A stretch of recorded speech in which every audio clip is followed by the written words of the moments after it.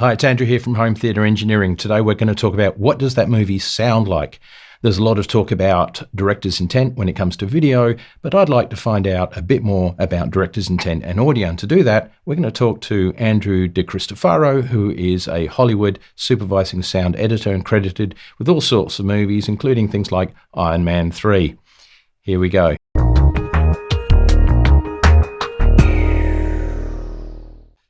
All right, so I'm here with Andrew DeCristofaro. Andrew is a Hollywood supervising sound editor. We met in Reno, Nevada about a year ago. How are you, Andrew?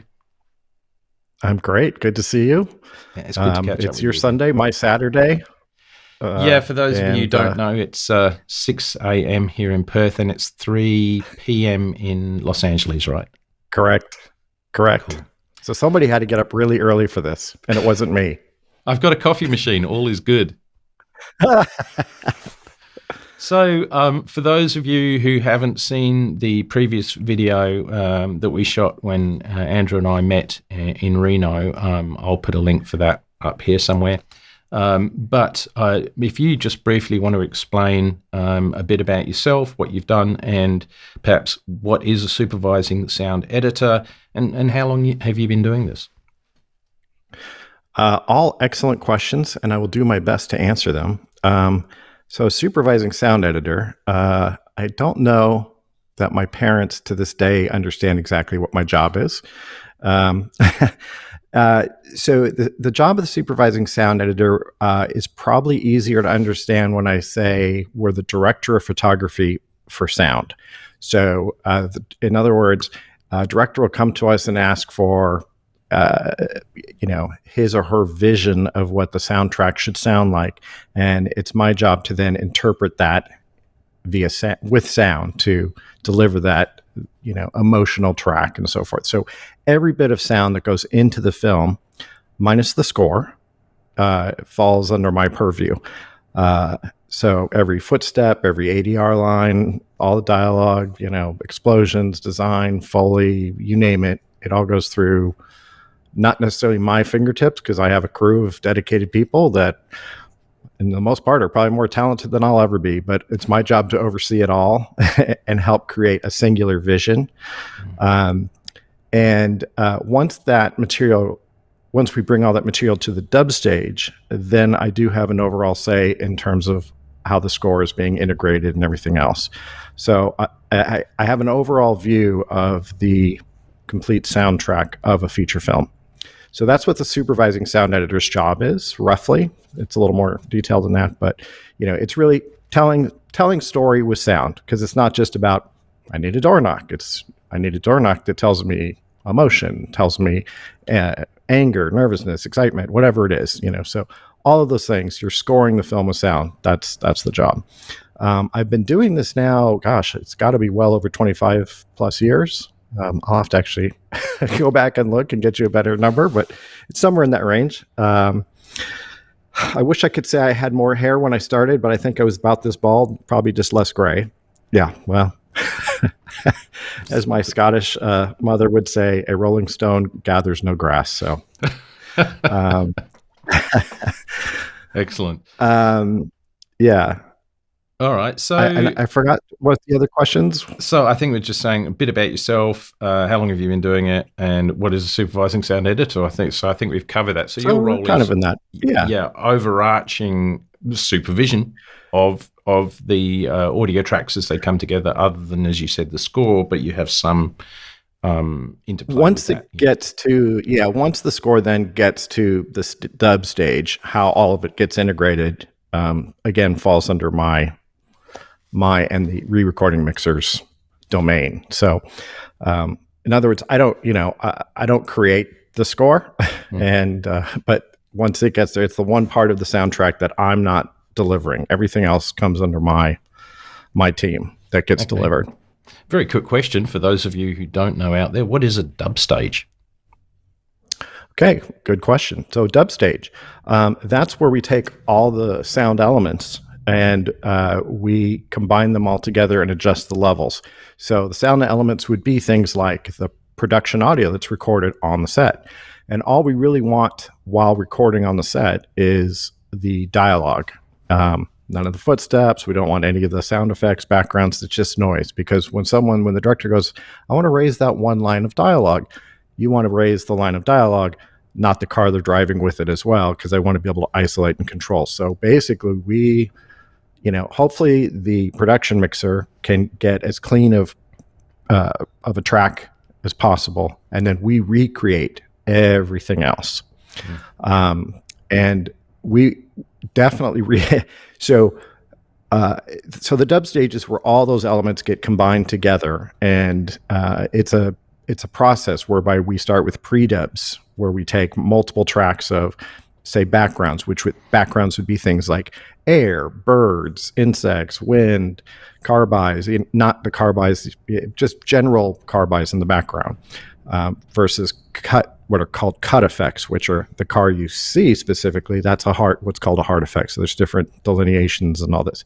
But anyways, all those elements need to get, controlled and kind of mixed down into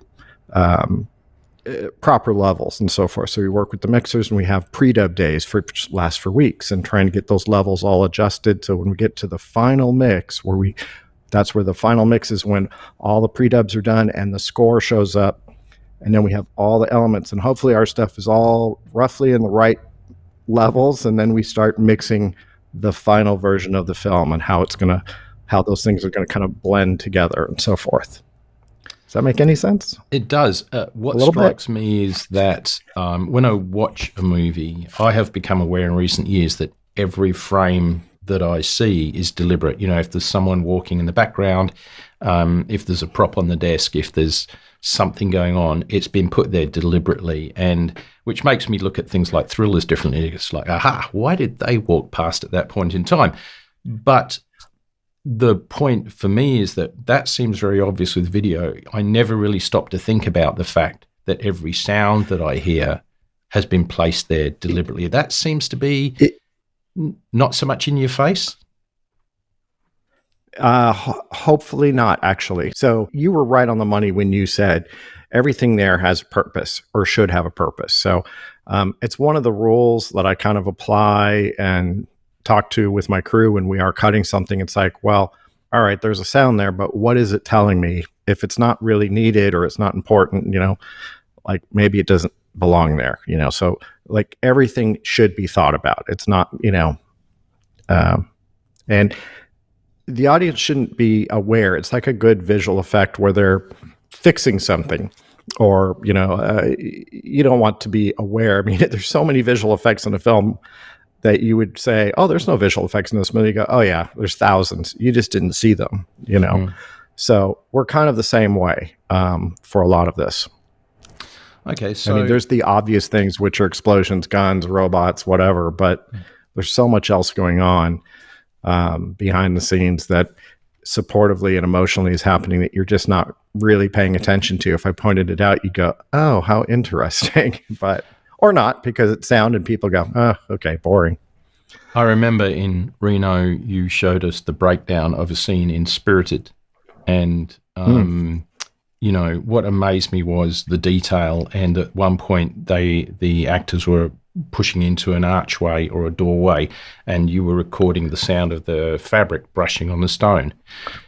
Something I just assumed was recorded on the go, as opposed to, as you say, added in at dub stage.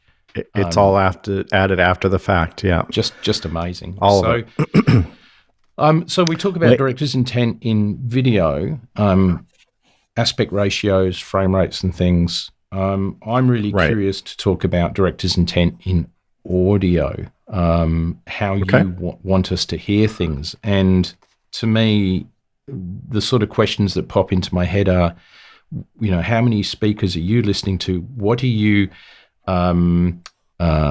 designing for, in terms of multi-channel these days? What about bass and things like that? So my main my staple of work is traditionally feature films. So everything we do is mixed in an pretty much at this point in an Dolby Atmos dubbing stage with the maximum. We're in a very large room to simulate the large movie theaters. So, we hope that everyone will see it in a theater. We know that's not going to be the case. But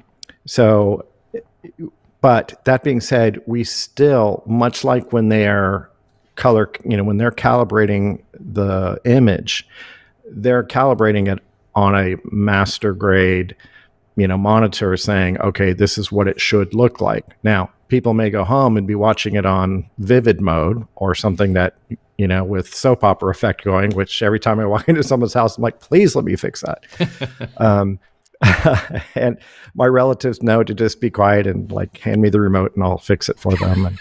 And, but so we have the same approach where we still have a reference standard, which is the dub stage, which is the, calibrated 85 dB as our reference level, full on, we've got every speaker, in the Atmos, which is what, 64? I forgot the number off the top of my head, but,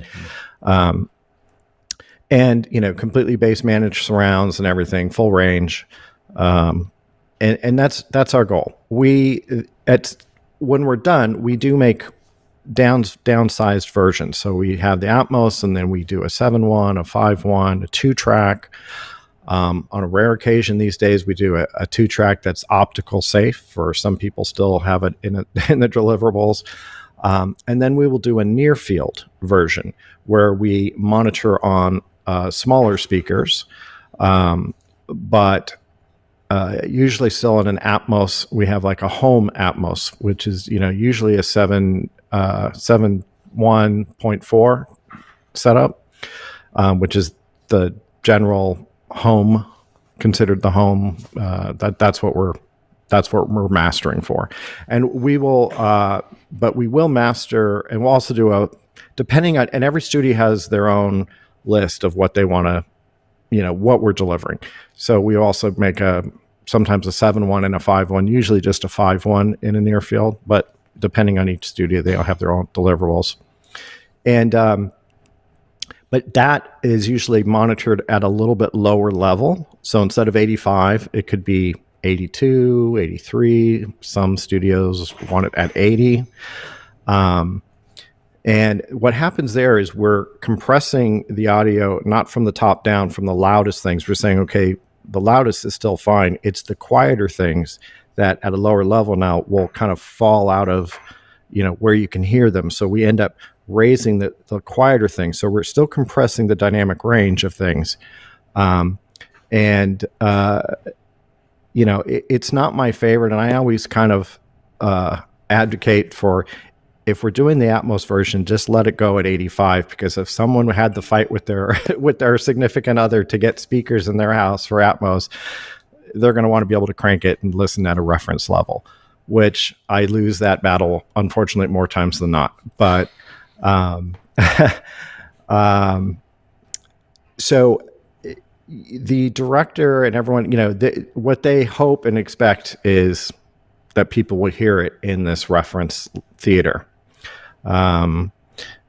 We know for a fact, and we, jokingly say, boy, that's going to sound great on my kid's iPad or tablet or smartwatch or whatever. Because the realities are today is people are watching things, consuming material on all sorts of devices. I don't, and I'm not sure if anyone, I'm trying to think if anyone that I'm aware of, I think, I'm not sure. I don't know that anyone is actually doing a version for yet a smaller, versus what we do, the near field, which is for like the television standard, which meets what Netflix and HBO and all these people want. And there's different compression levels depending if you're broadcast versus every network streamer has a different, you have to hit a certain number and all these things. But we don't, for the most part, we are not mixing for a tablet. We are not mixing for, so we're assuming and hoping that people will, hear it in a better environment. The best I can say. We know that. Go ahead. You have a question? No, yeah. So that's really interesting because you just listed a whole range of formats that you compile for at the end of the day. What I'm curious about is if I put a disc in, I've got an option, and the option is Dolby Atmos, DTX, stereo, generally, something like that. But you're saying, okay, there's the one that goes out for Netflix, and these formats seem a far cry from the cinema mix that you're talking about, which was the initial. So how do we as consumers get to, other than going to a cinema, obviously, is that only available in DCI content? Or, I guess I'm asking, what are we listening to and what are we missing out on, perhaps? That's an excellent question. And why my argument, and I've butted heads for years on this, because I think what these studios had found was that a lot of people, when they watch it, don't want to be chasing the remote control for, they're not watching it at a reference level. They're watching it way lower than that. So therefore, that dynamic range problem, so you have things that are really loud, which is roughly where people are setting it, or they're listening for dialogue, and then the really loud stuff is too loud. So it was a complaint in the consumer market, and their reaction was to start lowering, was to do this. Now, it was built into DVD players and so forth, where you had, dynamic compression that you could apply, but nobody really knew that. I still ask, like I said, when I'm making the home theater version, I say, for the Atmos, just let it ride, let's not squash it. So usually I can get them to let us do a very little squishing on it. And I'm like, okay, so we're monitoring at 83 dB. So really it's pretty close. Now, when you're watching, something that's being made for streaming, for example, we'll mix it. Usually those are mixed in a slightly smaller room, which is a better representation of where it's going to be. And we're doing a lot of confidence checking. Like we say, my friends who are mixing Stranger Things, they will listen on their tablets and say, yeah, it's coming across really well, or I'm not feeling the bass, even though you're never going to get that same sub channel out of it. But is the emotion of it, the weight of that, whatever coming through, and so they'll listen, they'll listen on the television, they'll listen on their iPads, and do what we call like a little confidence check, and then make little tweaks along the way.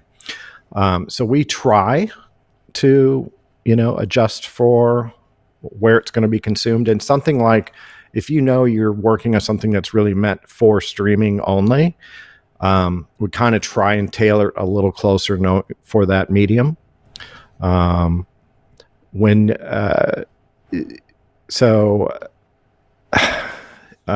you're listening to depends on the studio, depends on when it was made, depends on, there's so many. It may not be more than likely, it's not the completely uncompressed version of what was created.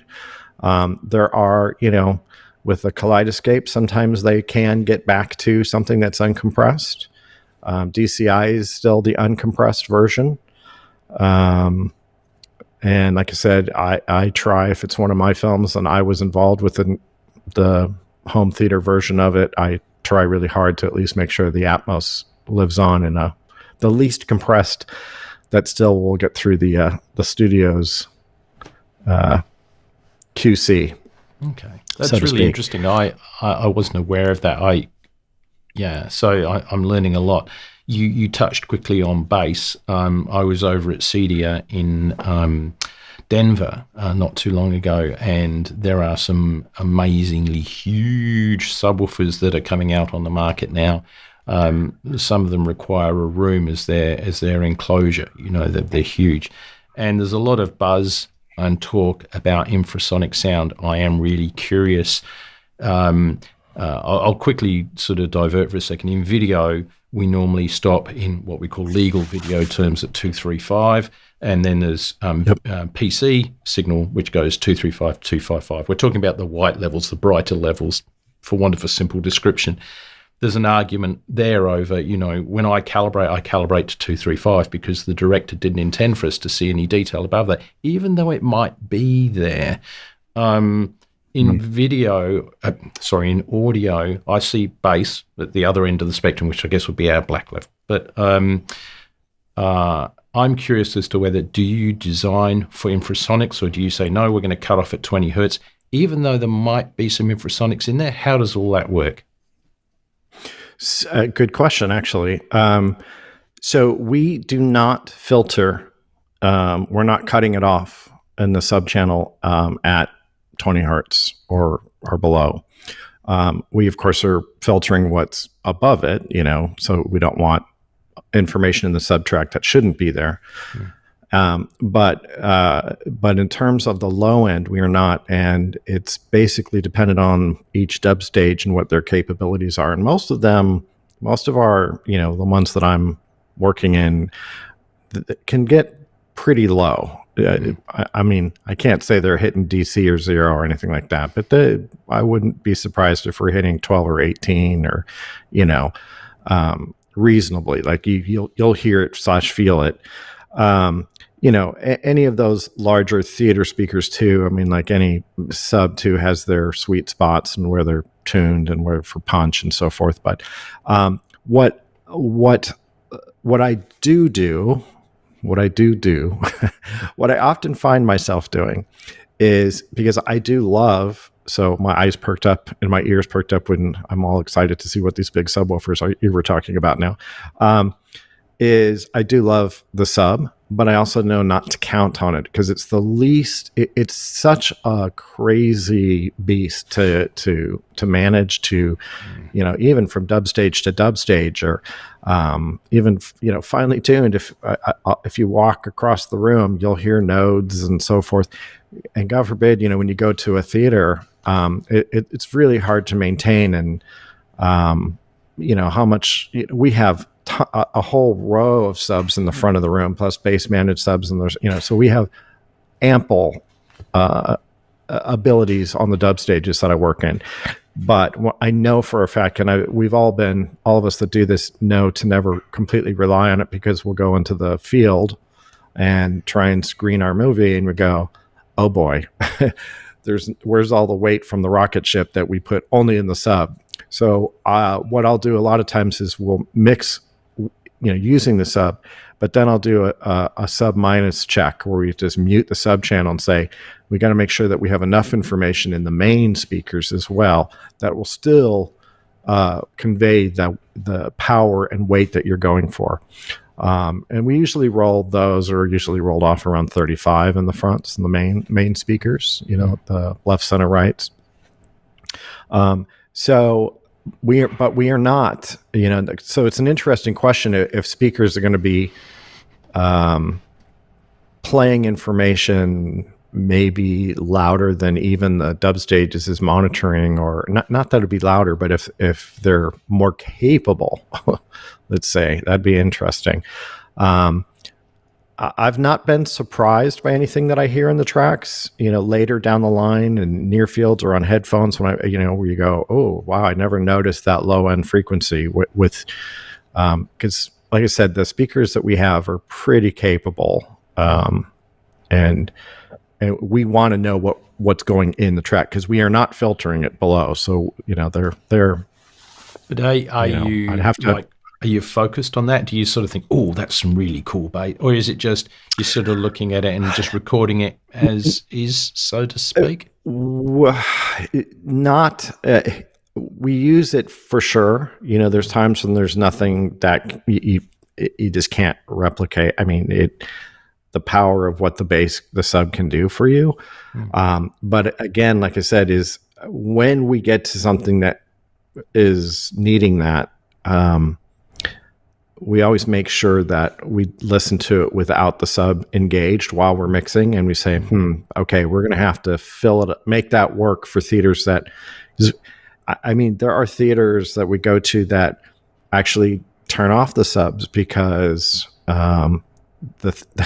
because the theater next door to it, they're not really well isolated. And so when you're playing something that has, some superhero movie or something that has a lot of explosions, then you're watching, a quiet romantic something next door, they're like, oh, the noise from next door. So either they're turning down which they do, they turn them down, and and sometimes it's easier for them to just power off the sub, and then they don't get complaints from next door. I mean, and I can't tell you how much that breaks my heart.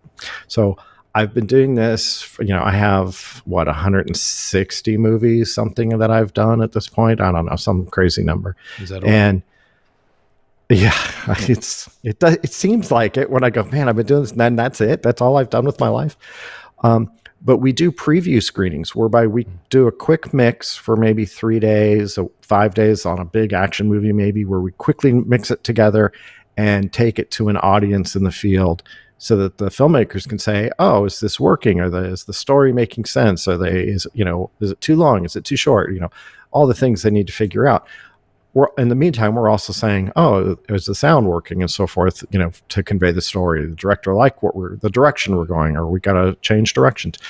So I'd say at a minimum, I have per film, minimum, probably 3 preview screenings for film. So you start going, 3 times 160 or whatever. That's a lot of times I've been out in the field with different theaters, and you walk around and I can't tell you, they're all turned down, where reference level should be on the knob, where they all have a Dolby box in there, and it should be at 7.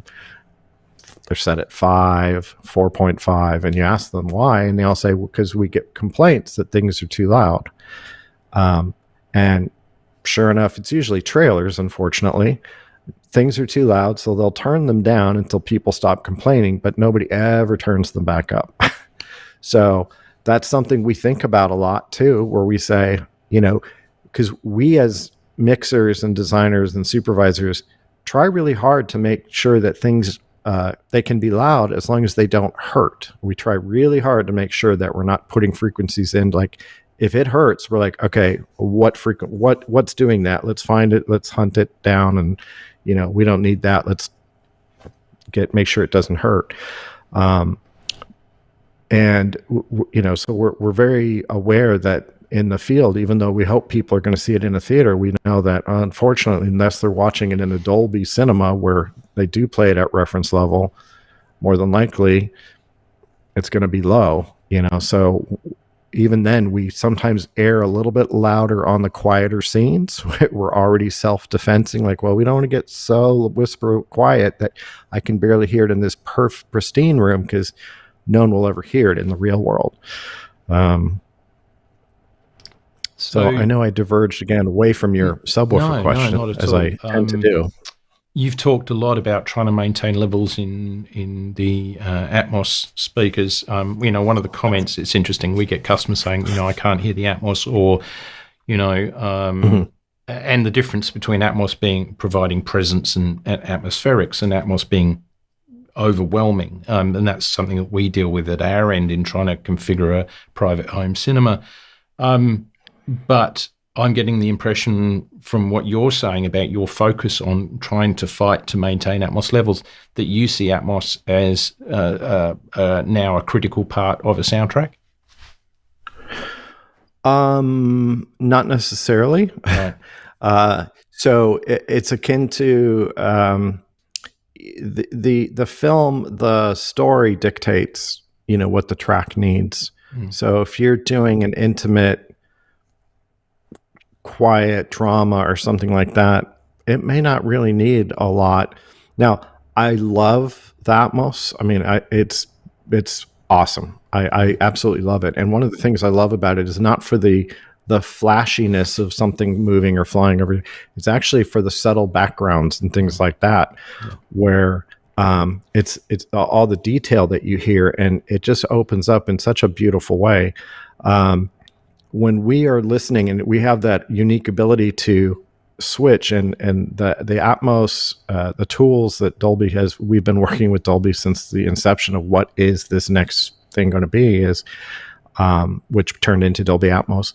But the when we render it to a 7.1, a 5.1, and so forth, scale it down, you get to really experience the difference of the versions immediately and say, oh, wow, okay. One of the things, so let's see, how do I describe this? Because we have binaural hearing, when we're in a loud restaurant, say you and I are in a loud restaurant and we're sitting across the table, my brain would be able to perceive, because the directionality of your voice, I would still be able to pick you out of this din of noise that's really loud. And so if I was actually to put up just a microphone and record that, it would be harder to pick up your voice. And, unless I had stereo and I was recreating, but it's our brain. There's listening, there's hearing and there's listening, and listening is an active, hearing is passive. Listening is what your brain is doing to interpret those signals and, how you perceive it. And, with Atmos, I am now able to put more little details. I can have the wind through the leaves above your head a little bit if you're in the forest, but I can have some other, different type of wind lower down here, and maybe some, crickets down here and stuff like this. So you feel this openness, and you have multiple points of articulation. So your ear, and, of course we always keep the dialogue kind of up in the center or attached to the image. For live action, its dialogue's always pretty much dead center. And your brain is able to pick up all these other points, tune them out per se, but again, it's back to the bokeh, the blur. So it sounds very detailed, is what I notice with Atmos. It sounds more detailed versus when before Atmos. Then initially when I started in the business, we had, Dolby surround, which was left, center, right, and a mono surround. Even though there was multiple speakers, it was a mono signal. So even when I started, we've always been thinking in a 3-dimensional space where we would put environments behind you, crickets, winds, whatever, spaceship flying behind you. But whatever was in there was in all these speakers. So I can't put individual things, and now with Atmos, I can put individual things in different spots that give you more detail without just smearing it with a din of noise. I'm trying to think of a good example of how to describe it. The restaurant is a fairly good example, but. So one of my favorite scenes for showing off our cinema here is actually Greatest Showman, Never Enough, the singing track, not because of the singing, which is nice, but when I get people to come into the room, I ask them just to listen to the room when I'm talking to them. It's a very neutral room. Then we play the track and I'll stop it and I go, now are you hearing the concert hall? Right. And we've got the reverb of the concert hall. And suddenly this room is a concert hall. And, to me, that's one of the charms of Atmos now, is that we are delivering the ambience. And I'm going to get shot here, right? But I have a kind of a giggle because the 2-channel guys have got 2 speakers and, they're trying to create envelopment and right. I'm like, we've got it. It's here. We've got it. No, we do. It's like, stop trying to create, a massive envelopment with 2 channels when we can do this now. And so listening to that musical track and being transported into that concert hall, to me, is the magic of that particular track. And I have so much respect now for that because they've captured it so well. And I, that's one of my go-tos anyway. So with Dolby Atmos, of course, we've got. Sorry, you were going to say something. Well, the reverbs now that we use,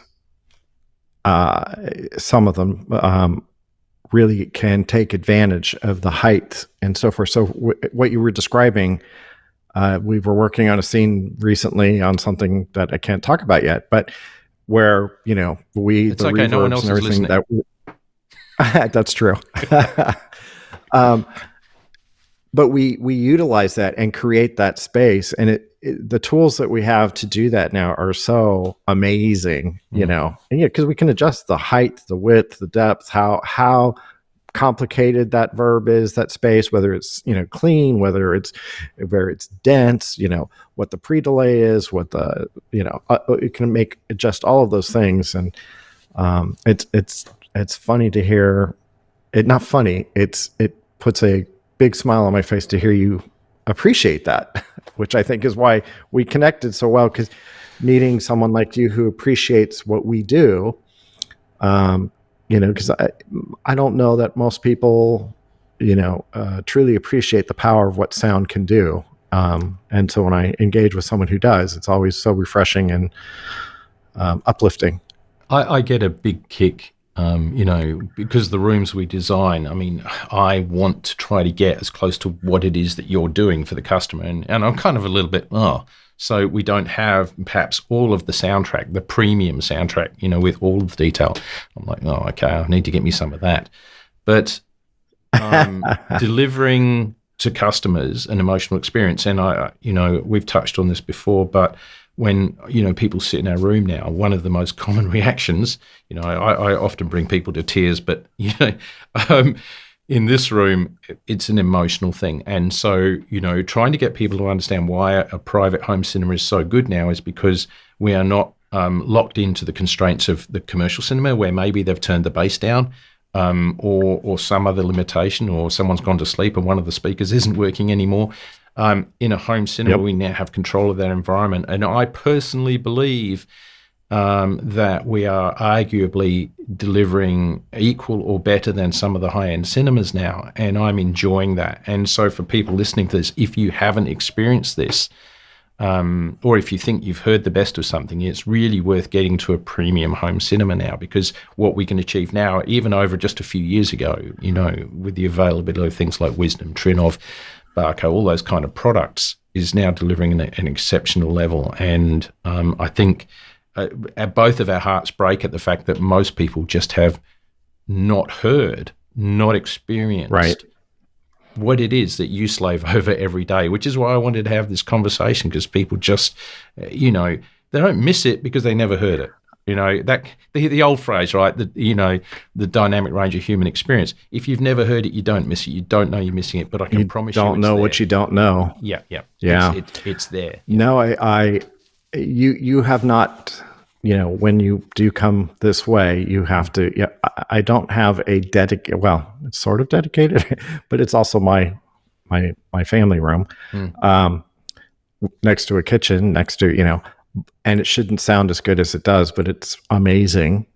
And, I had some friends over recently, and I actually was playing the same piece you had mentioned, and the opening of Greatest Showman. I find that one also very, with the sub and the bass, just, and my friend said to me, he goes, this is better than any theater. And I'm thinking, it should be. I'm hoping to be at theater or better. But I was like, wow, which he's probably right, though. If you're just going to your average theater, it looks, what I have, I'm very fortunate, looks and sounds better than what most people are experiencing. And it's so different.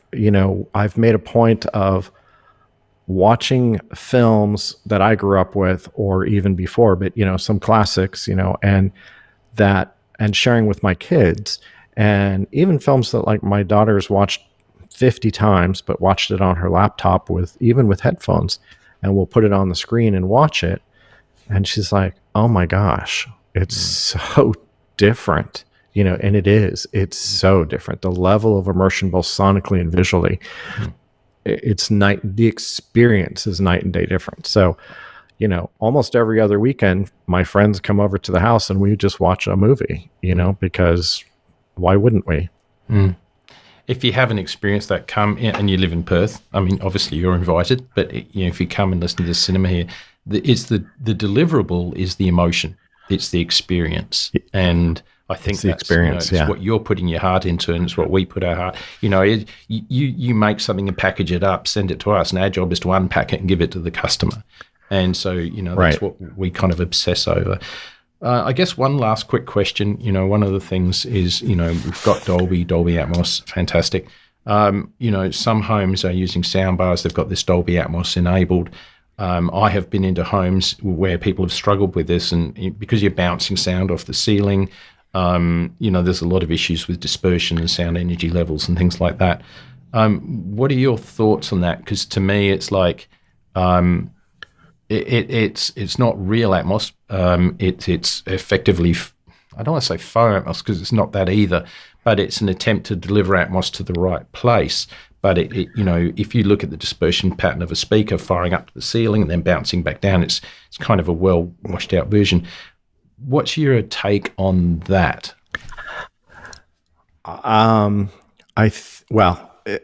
For me, and I think you and I have discussed this offline a little bit, is if someone is making the attempt to improve their listening and or viewing experience, I applaud it, because so many people, I think, just say, I'm just using my TV speakers, or and if that's, because I get it, and it's a challenge to, like, okay, am I going to wire speakers up? Am I going to do? And for those to work, I've heard the demos. If you're in an ideal, pristine thing, I mean, it can be, that's okay. That's there. Pretty. It's there. It's and it's better than watching it. To me, it's a little like, look, I'm not gonna. It's great. It can be an improvement to anything we can do to improve the home viewing experience, and so much of it is consumed in homes today, and it's still a step beyond, like I said, just watching it on a tablet or watching it even on a big screen TV with the TV speakers. So while it's not what I would hope for, it's a step in the right direction. It's a step in the right direction. Mm-hmm. I think people, I think people could, because I don't want to bad mouth anyone or anything that, because there are some great products, and every case is unique and special, and, depending on needs, abilities, and everything else. But, I hope everybody, and it's not, I just want, there's so much of our lives are spent on these, unfortunately, on screens, and watching and consuming a product. Some of it's not worthy of any of this, but anything that we can do to help enhance that, I think you might as well do it, because you're it's like, why sleep in a crappy bed if you can buy one that's going to be, it's the same. I don't know. It's hard to describe. No, I think I get it. Yeah, at least I'm not doing a great job, but yeah. No, I think we're agreeing here that it's better than not, and it's a step towards and the experience, and it may give those who have it one day something to aim for to go to the next level. So I think that's right, and I think it can be daunting. You and I eating, this is our passion. There's other people that just want to turn something on and have it work, and that's not there.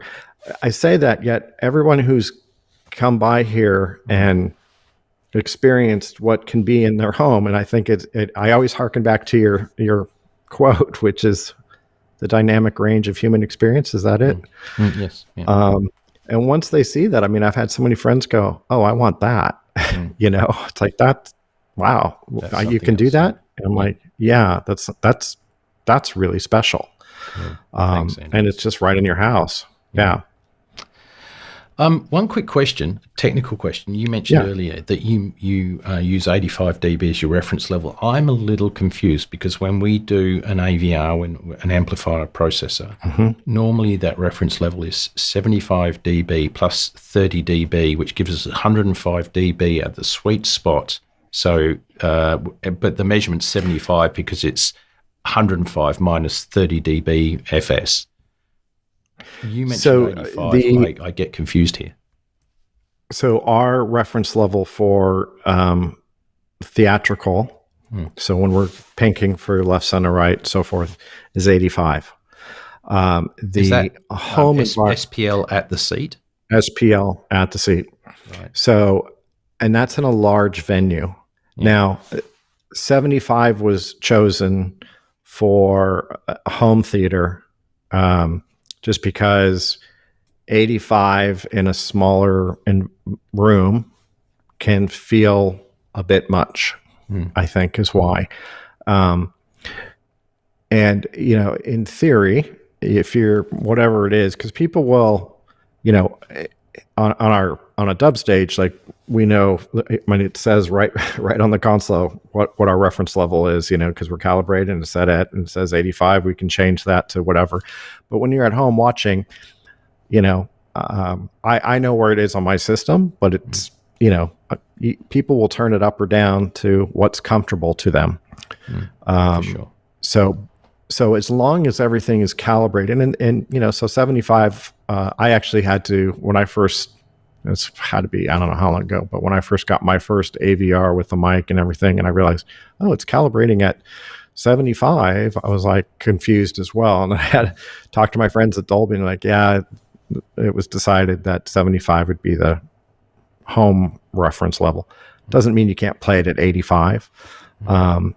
It's more, I think it was more thinking in a smaller space, 85 is a bit loud, but if you are calibrating a larger room, 85 technique, if you're making a DCI room, it's going to be at 85. Cool.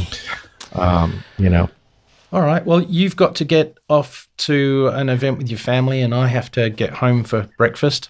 Don't rub it in that you had to get up so early, but thank you for doing that. It's an absolute pleasure. I wouldn't miss it for the world. I am so grateful for your time and to talk to you. And obviously, it's been nice over the last 12 months. We've developed a nice friendship, and it's always good to talk with you. And I love listening to this information. It just educates me so much on what goes on. And I hope that anyone listening to this has got a bucket load of information out of it. So I thank you from the bottom of my heart. Really appreciate it. Of course. We're gonna do this again in the future, I hope. Absolutely. I'll talk to you again soon. So thank you very much. Have a wonderful evening, and all the best to the family. All right. Thank you. All right. Cheers, mate. Bye-bye. Okay.